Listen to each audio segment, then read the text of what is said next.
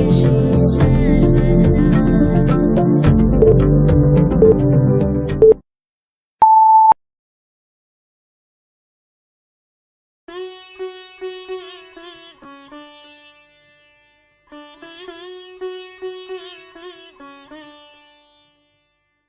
Rishi Vashishta and Brahma Rishi Vishwamitra, they worship Lord Ram. According to them, Lord Ram is like a bridge. And he's a bridge that helps you cross from this world to the other world, from the material world to the spiritual world.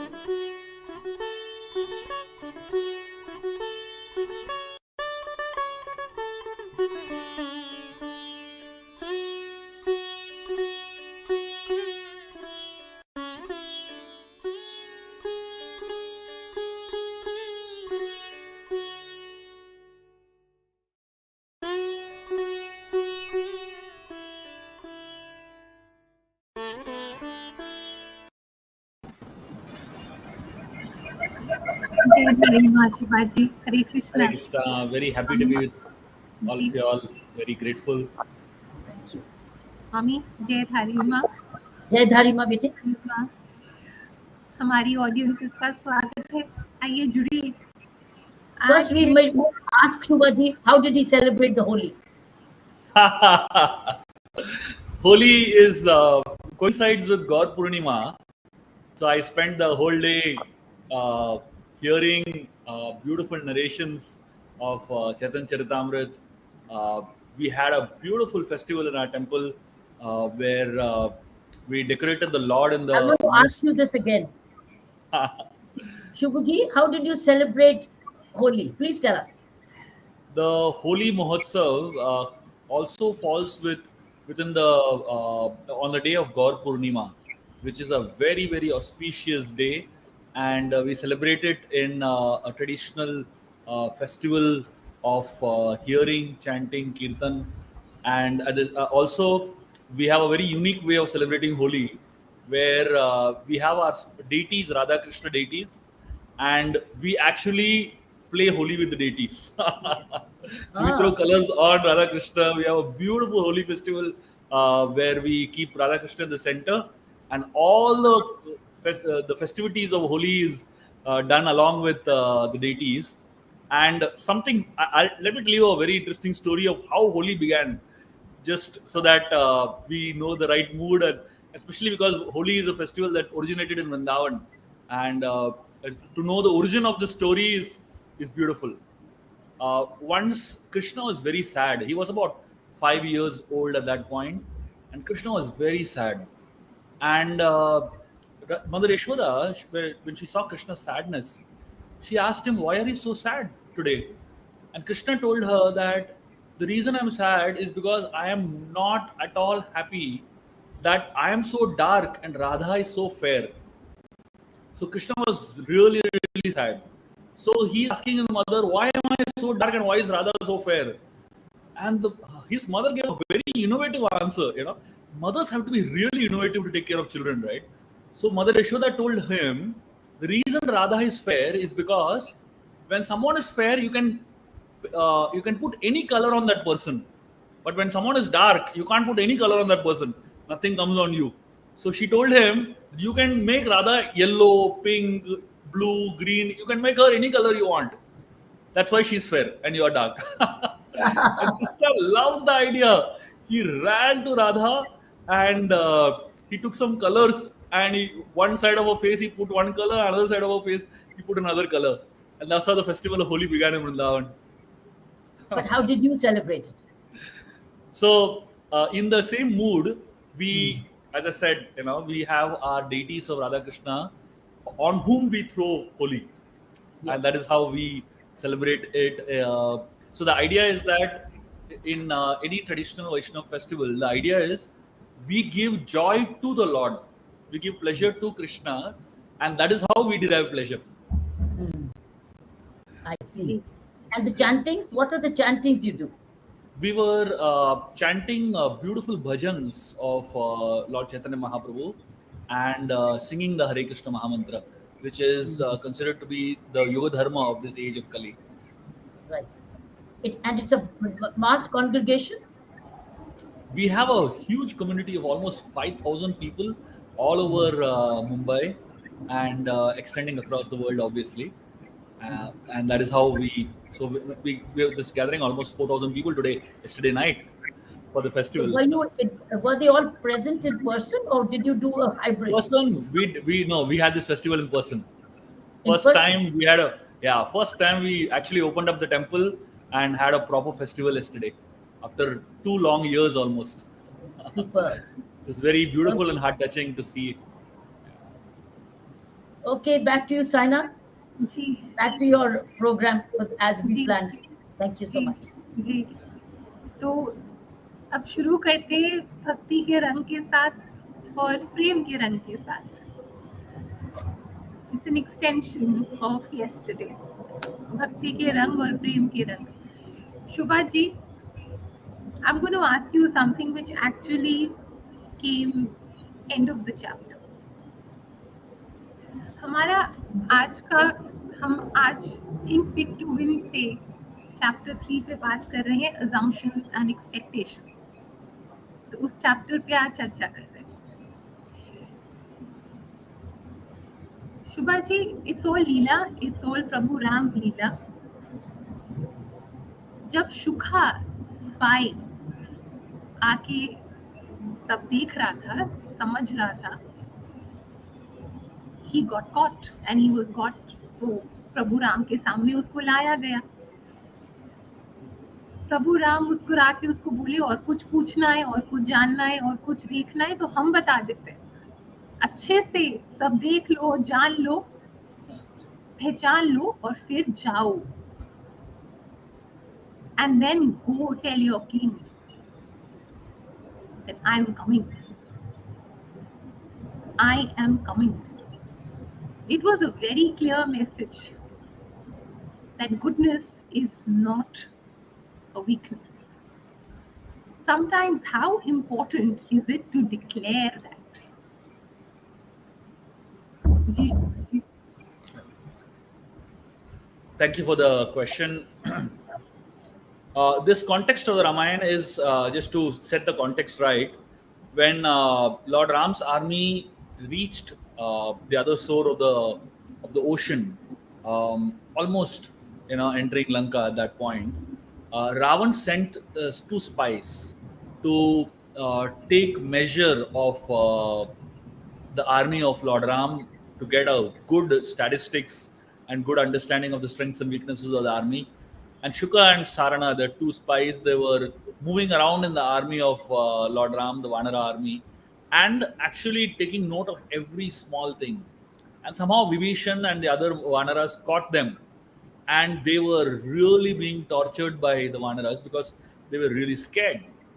And that's when Ram intervened, and he asked the spies, "What else do you want to know?" And he gave them a good message to to Ravan.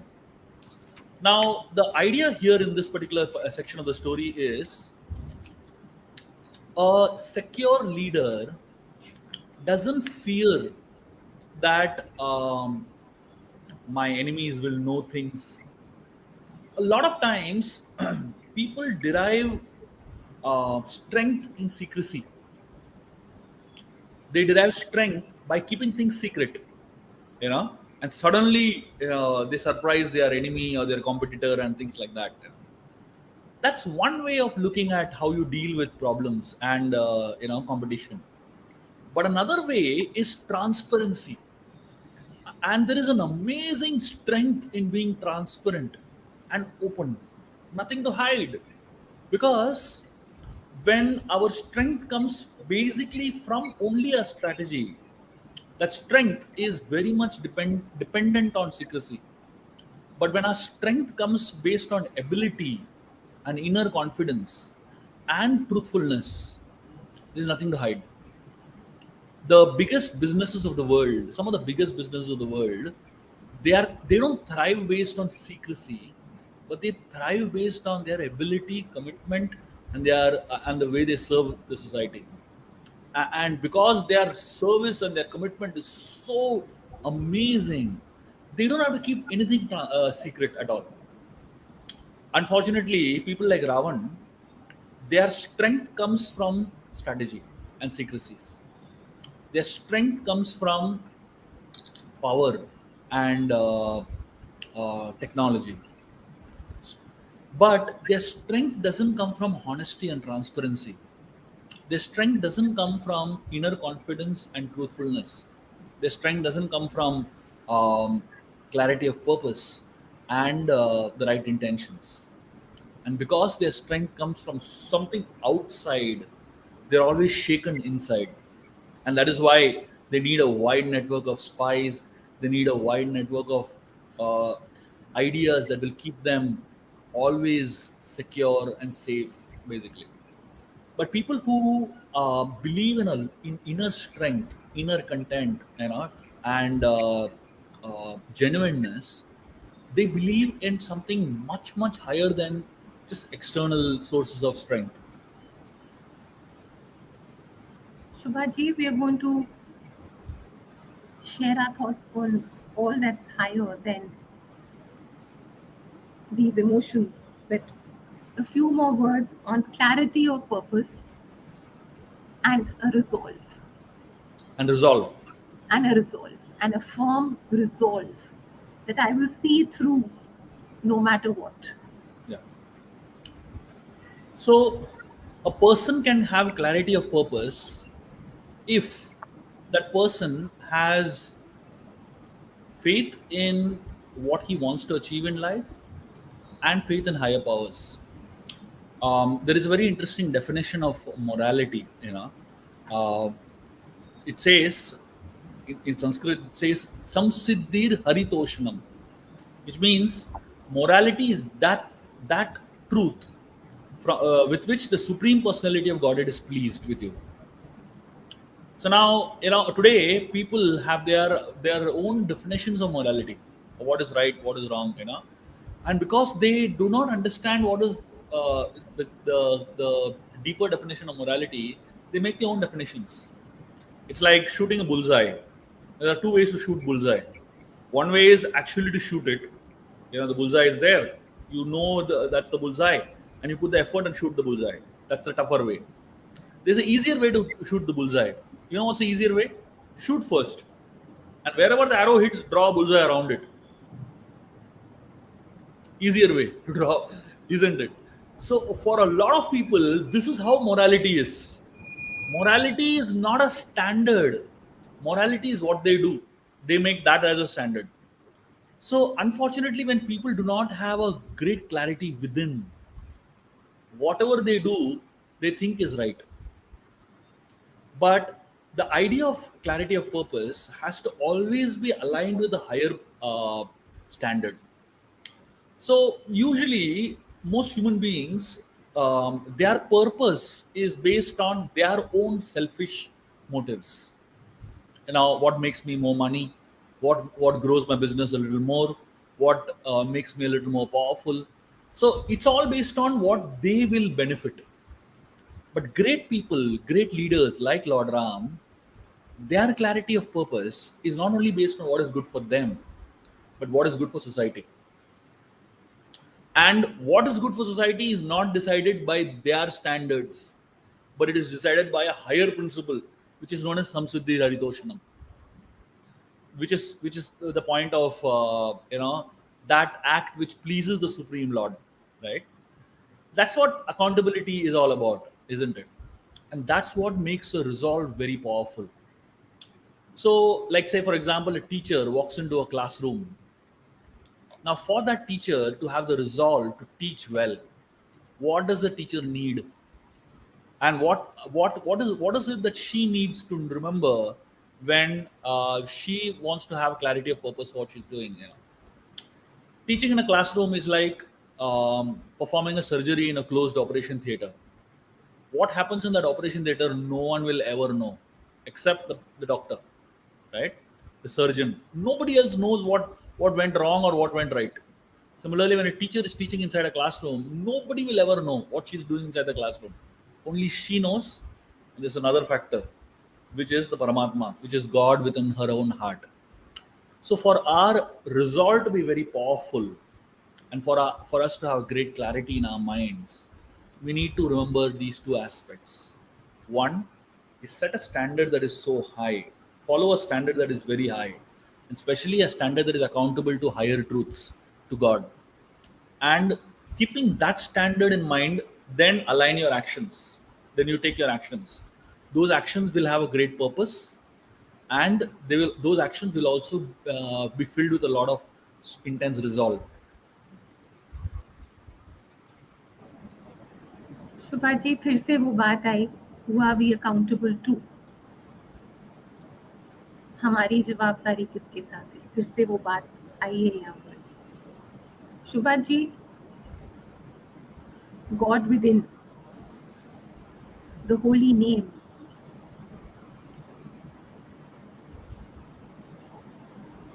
जब Hanuman ji took stones and he wrote प्रभु's name, और जब उन्होंने वो डाले ocean में तो वो तर गए, and the bridge was built. So the holy name is so sacred, yet even the holy name is taken advantage of. That's one aspect of the holy name I would like you to talk please about. The other is the power of the holy name.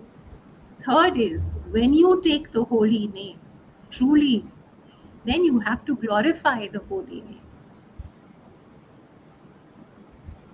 So 3 aspects, Shubhaji, about the holy name. It's the greatest kavach. The holy name is the greatest kavach around you.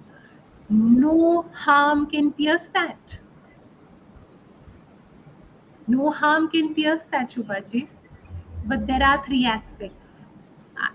Please, your thoughts on that.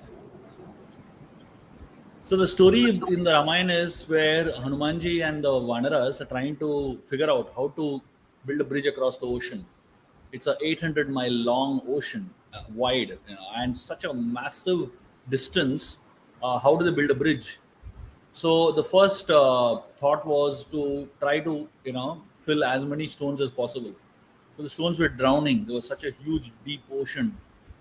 So at one point, Hanumanji, out of great frustration, he was chanting the name of Ram and he threw a stone into the ocean. And interestingly, the stone floated.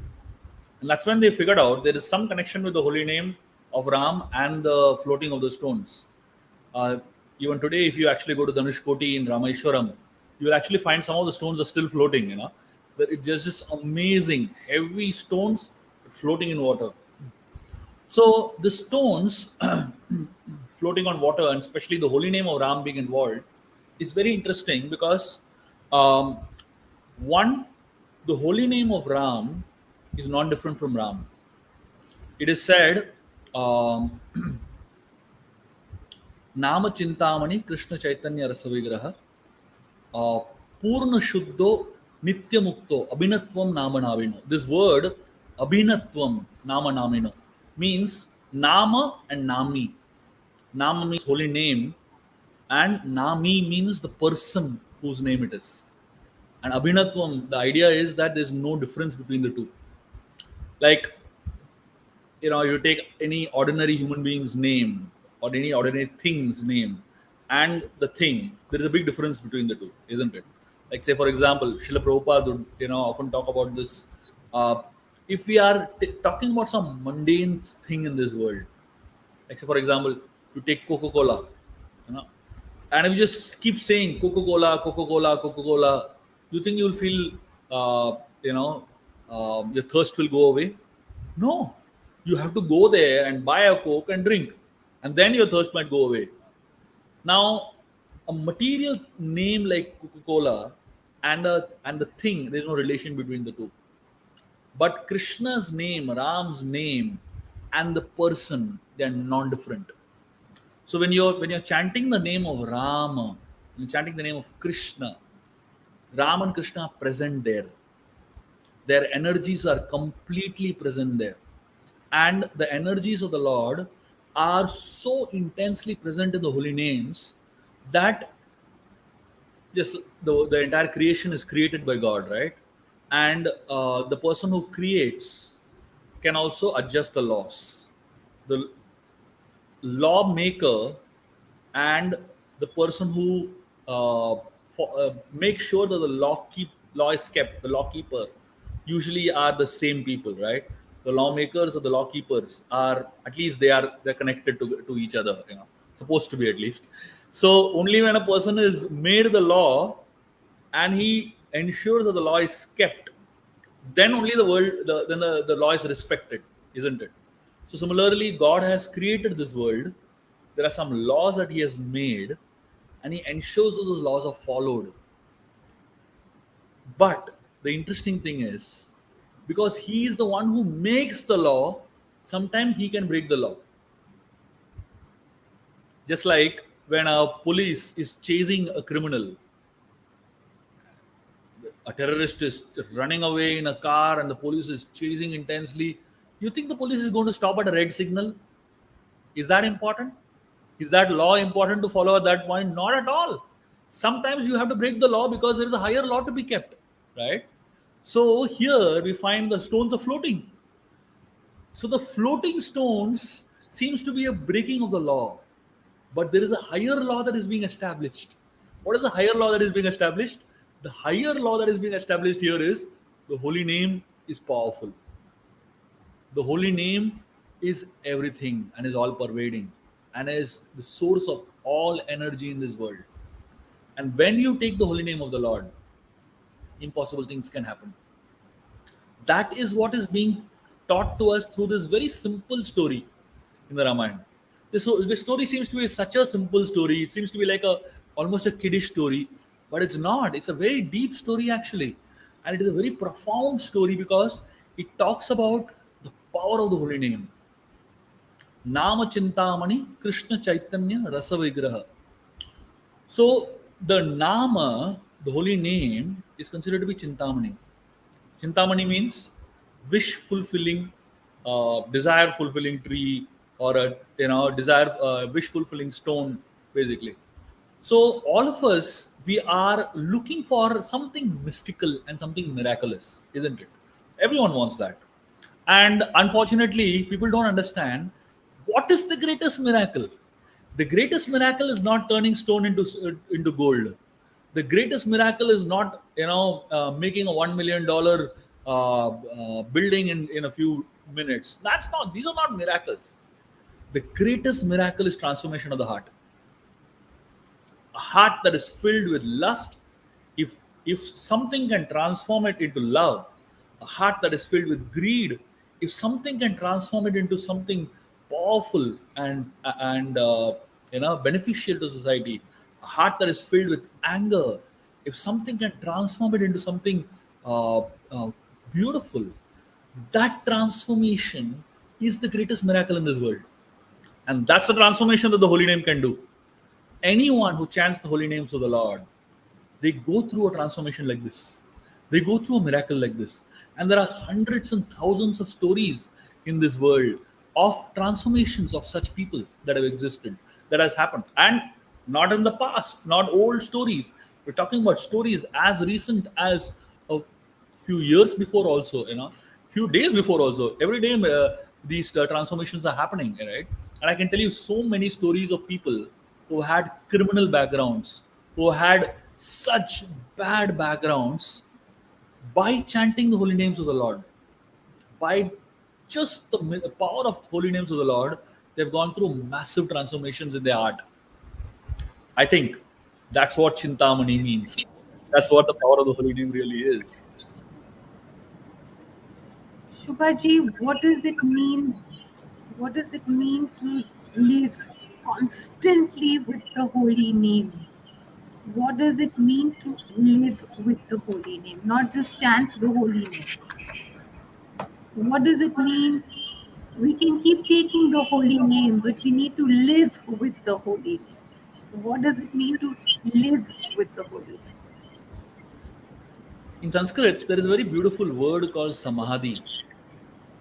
The word Samadhi, I mean, unfortunately, today, most people don't understand what Samadhi really means.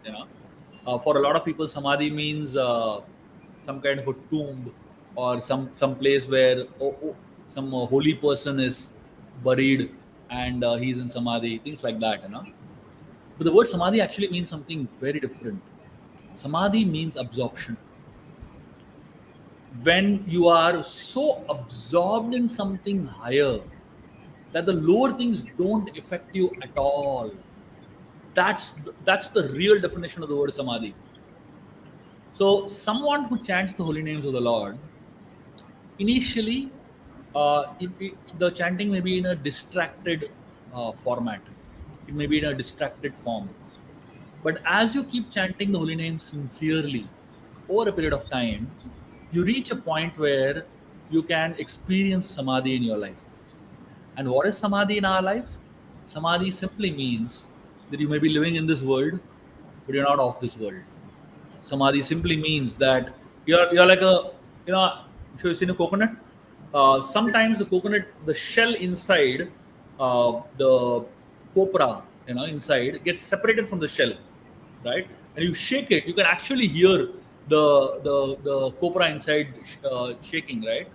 That means it is inside the shell only, but it is detached from the shell. So somebody who is absorbed in the holy name reaches a point where he is in this world. The coconut represents this world, but he's not attached to this world. He is not affected by the contaminations, thoughts, actions, and deeds of this world. And such a person has attained samadhi. I think from our point of view, the most powerful benediction of the holy name, how we can live the holy name of the Lord, is simply if we can reach a stage where we are, the kings of the past, they used to be called as Raja Rishi. What is the meaning of Raja Rishi? Raja Rishi means king outside, saint inside. That's what the holy name can help us reach, where you can be a king outside, you can be a millionaire, you can be a successful business person, you can be a successful sports person, you can be successful in any field of your life, externally successful, externally a king, but internally a saint. That's the kind of people that really are needed in this world, and that's what it means when we say that we should live by the holy names. Shubha ji, Given very interesting definitions. yes. He's defining Raj Rishi, he's defining what is samadhi. Is it? It's amazing. He's given you two very interesting new definitions. Isn't it, Sana? Ji. You're truly probing him all the time. Get the best out of it. Shubha ji, thank you for me. Maas Kripa, all Maas Kripa.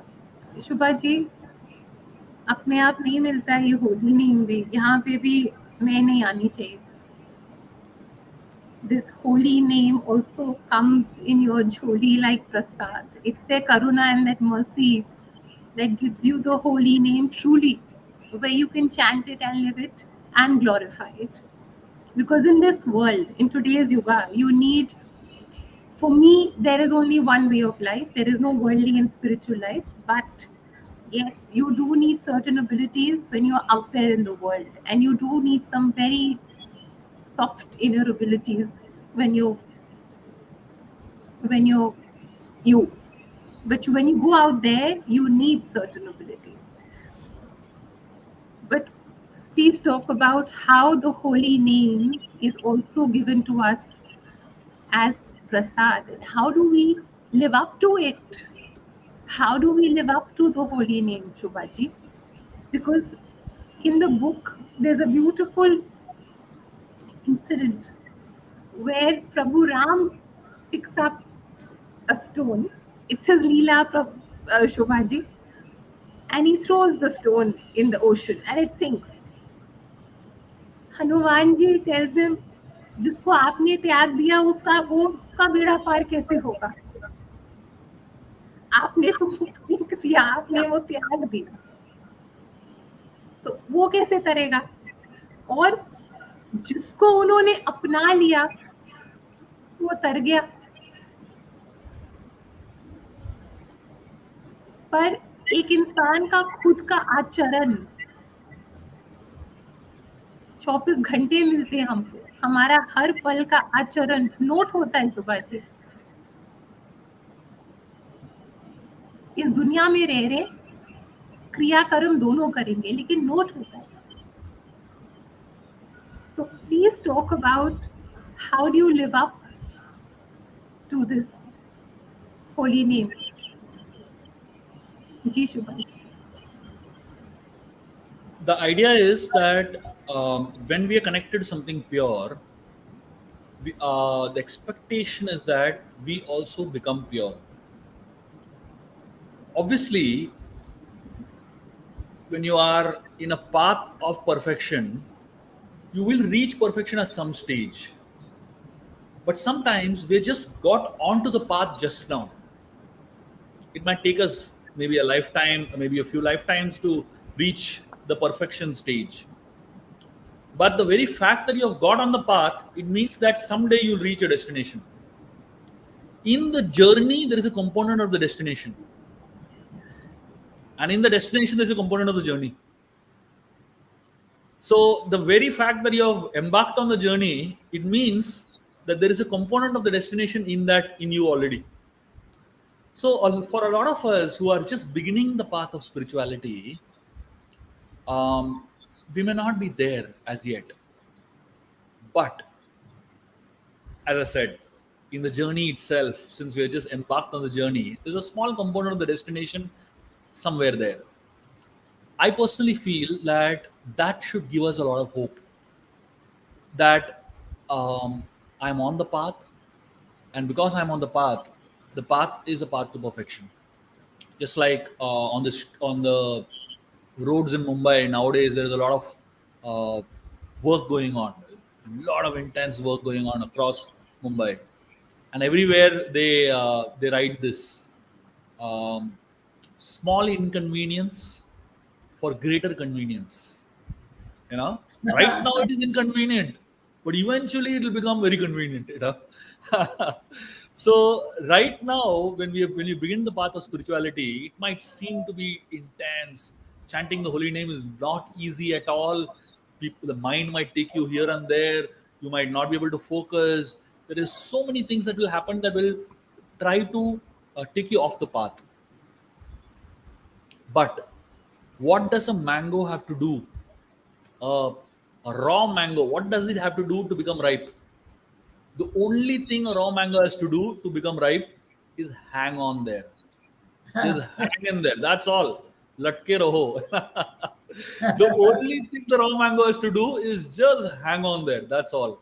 One day it will become ripe, and one day it will become very tasty, right?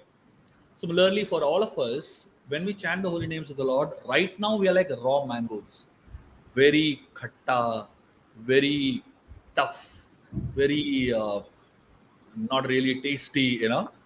But what do we have to do to become ripe mangoes? Just keep chanting the holy names, just follow the process, be on the path. That's all. Someday the process will work, and someday there'll be transformation, and someday you'll realize, wow, I can't believe this is me. The old me and the new me will be very different. That's the day you'll get the shock to realize that the holy name has actually transformed you. But till then, you just have to be patient. Shubha ji, patience, transformation, succumbing to temptation on the path. Very few are blessed where there is no temptation. Very few are blessed with that, where there's absolutely no temptation. But there are temptations, and as you said, someday, once you start walking on the path, you will get there. But one does not succumb to any temptation. Ji. Looking at temptations as a botheration is the wrong way of looking at temptations. Temptations are put on our path simply to test our commitment to the path. So, usually, when you expect a smooth journey, nothing great has been achieved without struggle. So if you look at any sort of success, in life, in whatever field you choose, there has been tribulations. There has been a lot of hurdles, lots of ups and downs. But someone who does not give up in the midst of those ups and downs is the one who actually achieves success in the end. Temptations are almost like a detour from the path of perfection. And some detours are very well decorated, beautifully decorated detours, and some detours are very tempting, and whenever those detours come in our life, which are very tempting, we simply have to remind ourselves of one thing. You know what you have to remind yourself of? You have to remind yourself of the destination that is waiting for you. So there is a very beautiful verse in the Niti Shastra which says, I really put this in the right perspective, It says, Labhyate kari kapola mauktikam, गम्यते यदि मृगेंद्र मंदिरे लभ्यते करी कपोल मौक्तिकाम जम्बूक्षरे गतम च प्राप्यते वत्स पुच्छ खर चर्म खन्नाम. Let me decode this verse for you.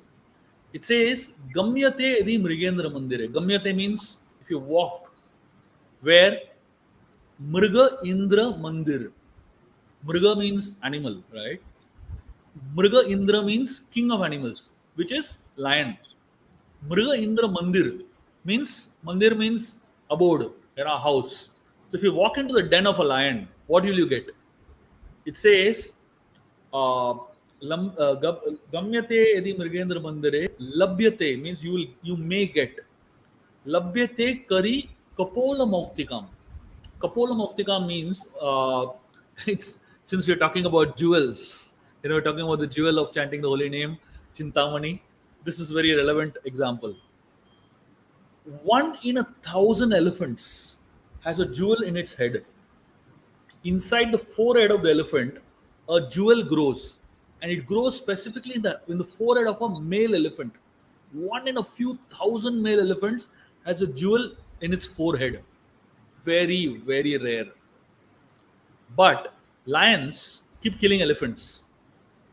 So if you walk into the abode of a lion, which is very dangerous, not recommended at all, very risky, very, very, difficult, you may get something so precious and so rare, like that jewel in the forehead of an elephant. And then this verse says, Labhyate karib kapola mautikam, gatam, jambukshare gatam cha prapyate. Jambukshare, jambu means fox. If you go to the house of a fox, no danger at all. If you go there, fox will run away, basically. It's a very scared animal. If you go to the abode of a fox, what will you get? No risk involved in it. Very easy. No loss involved in it. But what will you get there? It says, Vatsa pucha, khara charma. You'll get the tail of a calf. You might get the skin of a donkey. Useless things you'll get there. So the risk is high, but what you may get there is also very high. Risk is low, but what you'll get there also is very low. So this is what spiritual life is, in essence. So spiritual life, there's a lot of risk. You may have to give this up, you may have to give that up, you have to give up this temptation, you have to give up that temptation. But what you may get in return is something very, very high, right? The transformation and the quality of life and the quality of experience you may get is very, very high. And destination also is very high. But if you live a regular life, a material life filled with temptations, one temptation comes here, I'll go this side. If another temptation comes there, I'll go that side. It's like, walking on a beach, right? You just walk here and there, no aim at all. But spiritual life is marching on a highway. And it's a very clear destination focused drive. And therefore, we need to really think from this point of view. Do I want something low and easy and ready to compromise on everything to get that? Do I want something high, not easy, but very, very valuable? And I'm not ready to compromise anything to achieve that. That's the question that we have to ask ourselves. Shubhaji, actually, a spiritual life is a very wise life. A real spiritual life needs a lot of wisdom. It's actually a very wise life. We give up all that's impermanent. But it actually needs a lot of wisdom. It's a very wise way of living. There are no black and white, do's and don'ts, right and wrong. It's a very wise way of living as per the situation. So, Shubhaji, how do you develop abilities to live this life? And how do you use the abilities given to you for the highest good? But you need abilities to live this wise spiritual life. I'll give you a very simple example, a very beautiful example, but a very powerful example to help us understand how do you train your mind to have priorities in spiritual life, and how do you train your mind to really focus on the path of spirituality very wisely. Okay, here is example. When they train lions, when they bring in a lion from the jungle, and they train the lion for a circus, tame the lion basically. Here is a process they follow, and that's the exact same process we need to follow with our mind if we want to train it, tame it, and train it for our spiritual practices. What they do basically is they get the lion and put it in a cage, and for 3 days they don't feed the lion at all. So the lion, the king of the jungle, has been free all the time and inside a cage now, such a small cage.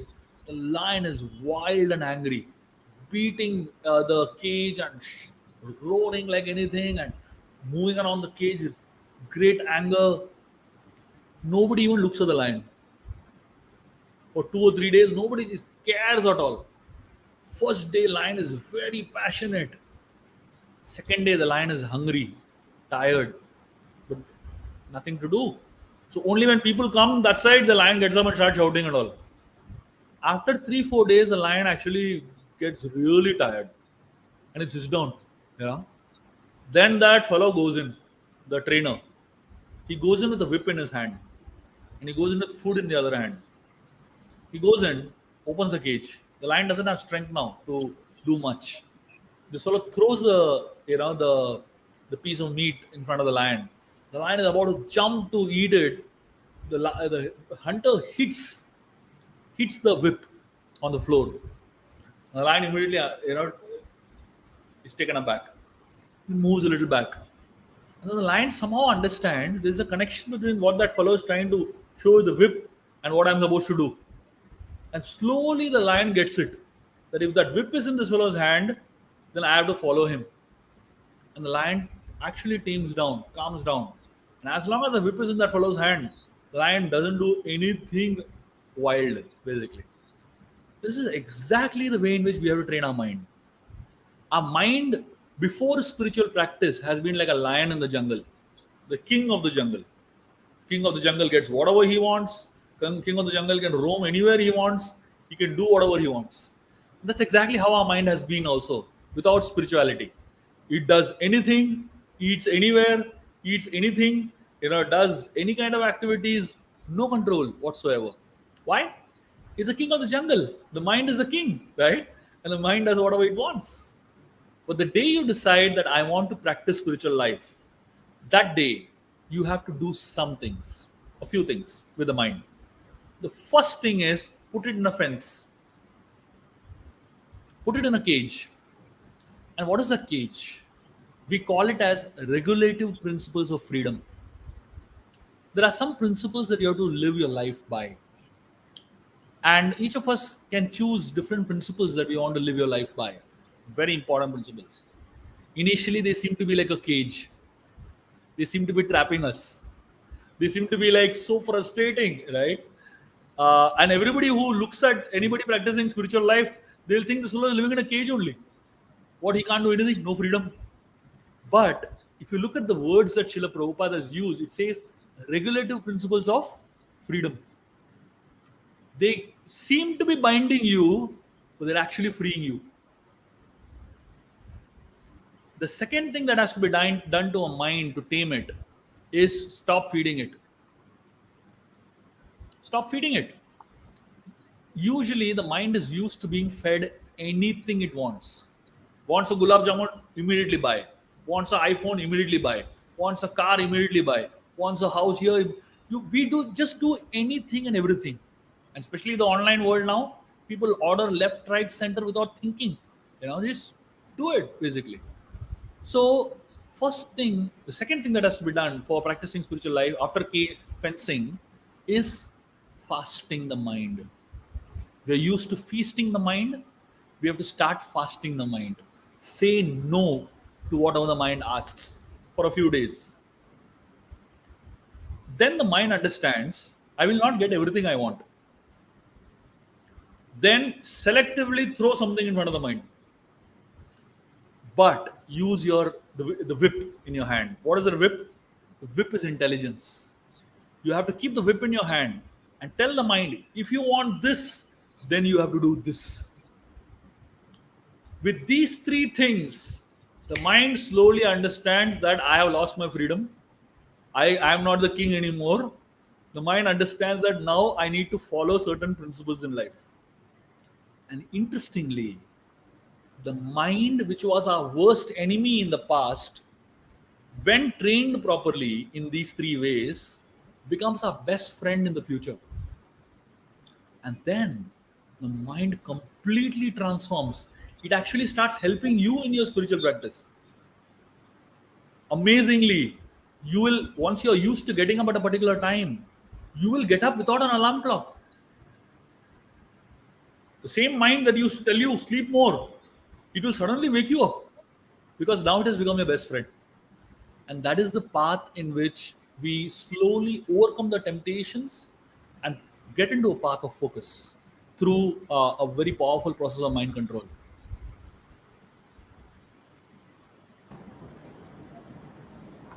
शुभा जी, इस path के लिए कोई कुछ basic जरूरतें होती हैं, जैसे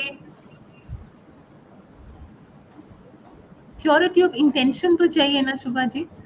Without the purity of intention, can you continue? The first step and the purity of intention, नियत तो साफ होनी चाहिए ना, चलते रहने के लिए, संभलने के लिए, उठने के लिए. क्योंकि जो आप कह रहे हैं वो एक्चुअली ये कह रहे हैं कि ये जीवन समझदारी से जियो, समझ के साथ जियो, बैलेंस के साथ जियो, सोच समझ कर फैसले करो और अपनी मैं को और आय को कंट्रोल में रखो. उनसे बढ़कर कोई नहीं है. So the path of spirituality begins with Adav Shraddha. It says Adav Shraddha tata sadhu sangha tata bhajana kriya. So the path of spirituality begins with Shraddha. Shraddha is called as it's called initial faith. So when we all want to venture into the path of spirituality, there has to be a little faith in the beginning. That is the beginning of our spiritual journeys. It's called Adhav Shraddha. It's the initial faith. So that initial faith eventually becomes Nishtha. Nishtha is unshakable faith. But for that initial faith to become Nishtha, it has to go through a process. And the process is Adhav Shraddha, then Sadhu Sangha. With that little faith, you come to a devotee. You come to the association of devotees. You come to the association of sadhus, saintly people. And in that association of saintly people, what do you learn? You learn what is known as bhajana kriya. You learn how to chant the holy names. You learn how to do sadhana nicely. You learn how to practice spiritual path nicely. And that sadhana, that bhajana kriya, helps us reach the stage of nishtha eventually.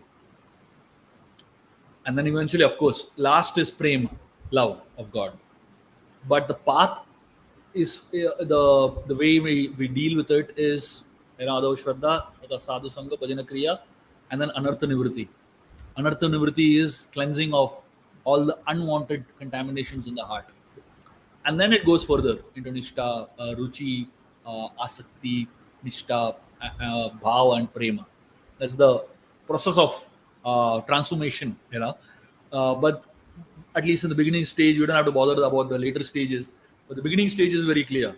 Little faith, Adhav Shraddha, then you have Sadhu Sangha, association of saintly people, then you do bhajana kriya in that association, and then when you start chanting, when you start doing bhajan, the fourth thing happens, that is anartha nivritti, cleansing happens.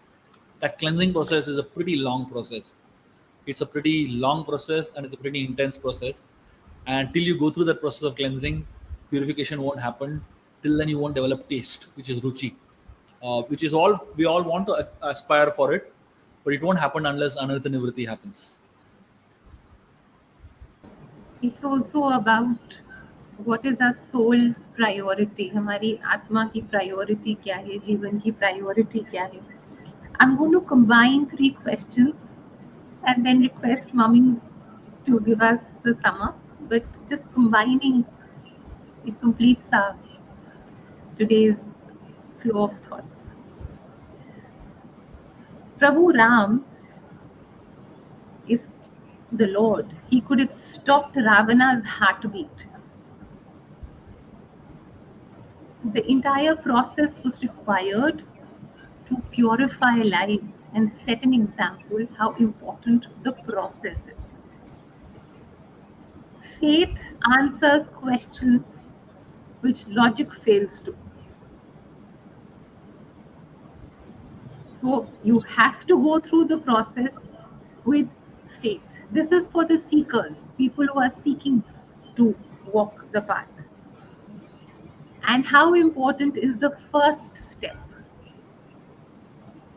When Prabhu Ram took the first step, he already felt closer to Ma. But the first step, Ji Shubhaji. So these are All the of- three. Thank you for your questions. All of us are on a journey towards Bhakti Devi. Sita represents Bhakti, right? So just like the Vanaras and Lord Ram himself, setting on a journey towards Bhakti, the journey towards Bhakti begins when we faithfully decide that I want to go there. A lot of times, the faith is not our own. The faith that we have is a borrowed faith. In the sense that I'm sure all of us will agree, all the viewers who are on this show, they will definitely agree to this point that for a lot of people, spirituality doesn't come naturally. It is pushed into our life by someone. It could be a father, a mother, it could be grandparents, it could be some friend, it could be some devotee you meet, it could be anyone who is a well-wisher, who is really sincerely thinking of your benefit. And they just push you. Chalo, you do it. Take your first step. Like Srila Prabhupada, when he was in the Western world, preaching to hundreds and thousands of youngsters, about chanting the holy names, the message of Krishna. One person asked Prabhupada, what is our qualification to embark in this process of Krishna consciousness? And Prabhupada gave a very interesting answer. You know what he said? He said, you have no qualification. I created your qualification. So for a lot of us, we are not qualified even to take that first step. For some of us, we get fooled, or tricked to take that first step. So somebody tricks us saying that you do this, you'll get some, you'll get a car, you'll get a good job, you'll get a good wife, you'll get a. I know so many people who get tricked to enter the path of spirituality because they feel that if I do this, I'll get something. But that's just the trick. That's not the main benefit of the path of spirituality. The main benefit of the path of spirituality is not to give you a child or to give you a good wife or to give you a good car or to give you a good house or a good mobile phone. That's not the goal of spirituality. That's like a side benefit. That's a trick, as I said. It just is something to help you take the first step. For some people, they take the first step out of eagerness to learn about God. For some people, they take the first step out of frustration from the way life is. They are sad, they are disappointed, dejected in a relationship, frustrated in a financial situation, very, very disturbed, and then they come across a path of spirituality. That's their first step. For some people, it is to gain some rewards that they take that first step. For different people, it is different things. You will find very rare person that takes the first step thinking that I want to develop love for God. Very, very rare. Bahunam janmanam ante jnanavam mam prapadyate. Krishna says this in the Gita. Bahunam janmanam means out of millions of people, one will be that, like that. But the normal is Artho, Artharthi, Gyani, and Jigyasu. These four category of people are the normal people who take the first step. And out of all those, of the four also, the most normal is Artho. Artho means people who take the first step out of frustration. So, whatever the reason is, whatever the reason may be, which inspires us to take that first step, taking the first step is very important. Like a small child, in the, a small child, from when a child is born till the death of that person, the whole life journey, what is the most significant aspect of the person's life? The most significant aspect is when the child gets up and takes his first step, isn't it? And that's why it is celebrated so much, because this guy has taken the first step, the baby step towards becoming a fully actualized self actualization, achieving full potential of his existence. That first step is what is the most defining step for a human being. Spiritually also, that first step that we decide to take towards the journey to Bhakti Devi is the most powerfully defining step. In the Ramayan, we find in this particular story that we are talking about, Lord Ram, when the bridge gets built, the 800-mile long and 80-mile wide bridge gets built, Lord Ram takes his first step on that bridge. As soon as he takes that first step on that bridge, so many miraculous things happen.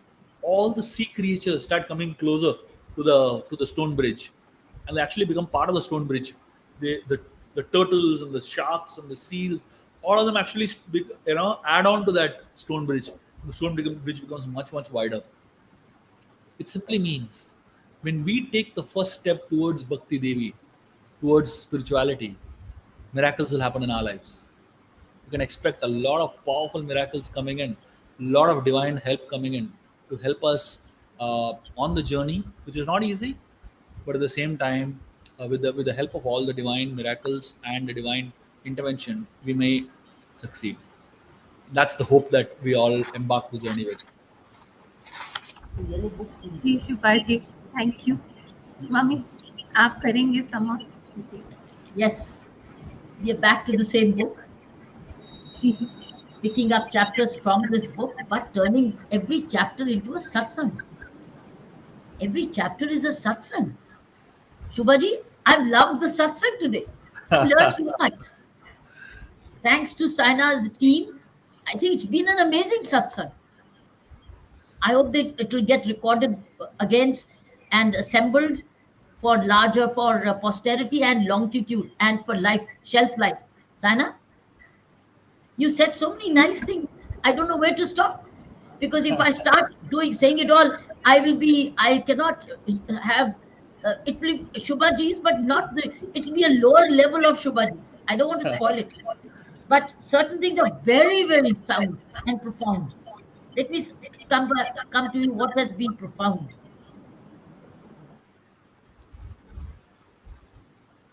You asked what the holy name of what is the holy name of Kavach, and he said yes. Chanting Rama Krishna is energies are present, as there is a power in the holy name. I think this gets reiterated today, that when you chant holy name with the heart and soul, with sense of purity for the love of God, I think you've been harping on spirituality. First step is when it is love of God. So if you're genuinely doing it for love of God, your first step has been taken, and that's what it is, not for a material gain. And that's the kavach. You ask this question, is holy name a kavach? And holy name is a kavach, as Subhaji says, that because energies are present and there is power in the holy name, provided it is not for I need a car or a son or a daughter or another material gain, but it is for love. That's what actually you concluded by saying.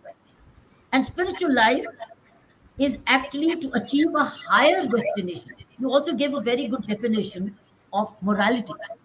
Morality is what you do, not customize it. Because many people customize morality. Whereas great leaders, saints, morality is what is good for society based on higher principles. That's another definition of morality he gave.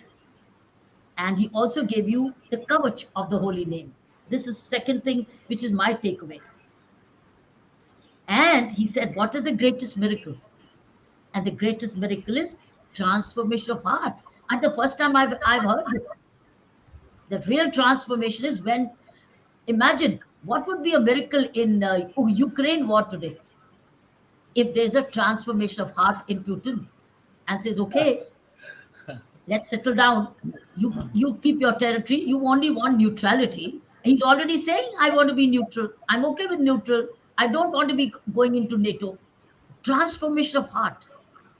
I think that would be a miracle today in the world. If you ask me what is today's miracle could be change of heart in the Russian president, where he does it out of the transformation of heart. It's that would be. Now, how does it happen? We don't know. But then he talks about what is Samadhi. Very interesting news. Samadhi is absorption. Where he said, and gave a very good example, where the coconut bounces inside that shelf, that coconut has gone dry. It's no more fluid where you drink the coconut water, but it's gone dry and you can hear it. So it is inside the coconut and yet has created a samadhi place of its own and is detached from the skin and around it, the protection. He gave a very good, and so he's actually in samadhi because he has found his own place and yet is in the under protection of the Almighty. Then a very good definition of what is Raj Rishi. King outside, but saint inside. A very lovely definition. Then he says, how do we live up to the holy name? Is the journey is a component of destination. So these are very good. I hope Shivani is listening to it because these are the snippets she must pick up, these definitions, that journey is a component of destination. Of course, he said so much more, but I don't want to go wrong. So I'm only picking up the short sentence. And he says, because I'm on the path of spirituality, it is the road to perfection. Don't give it up. Don't stop it on the way. I know Saina was asking a lot of questions out of her own curiosity. Saina is very smart. She raises her own needs, her own curiosity as she studies, and she asks you as a student. Then I love this when you said, raw mango to be ripe has to hang on. I think that's a beautiful statement. And I'm sure Shivani, when she makes the snippet, she will record this. And then, of course, you talked about temptation when you have detours on the path. But the real test of spirituality and is hanging on and is never to give up. Continue with your journey. Remind yourself of the destination which is waiting for you. Spiritual life is for giving up, is to achieve the high. Next page. Let me go to the next page. And you asked, very interestingly, how do you develop ability of wisdom? And he gave you these 4 or 5 things, very, very interesting. Regulated principles of freedom. So you are free, and yet within regulated principles. It's freedom within boundaries. What are those boundaries?